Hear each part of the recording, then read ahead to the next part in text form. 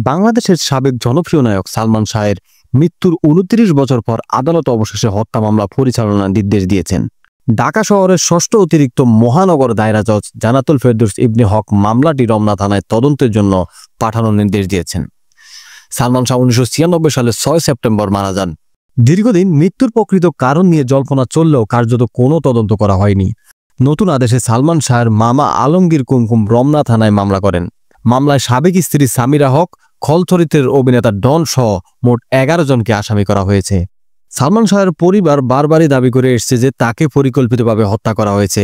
মা নীলা চৌধুরী অভিযোগ করেছেন, হত্যা মামলা করার চেষ্টা করে পুলিশ সেটিকে অপমৃত্যুর মামলা হিসেবে নথিভুক্ত করেছিল।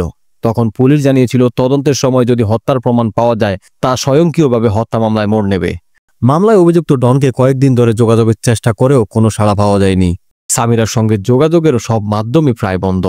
আদালতের এই নতুন নির্দেশ এবং মামলার পুনরুজ্জীবনের খবরে সালমান শাহর ভক্তদের মধ্যে উত্তেজনা ও আশা তৈরি হয়েছে। দীর্ঘদিন ধরে তারা হত্যার নৈপথ্য রহস্য উদ্ঘাটনের অপেক্ষায় ছিলেন।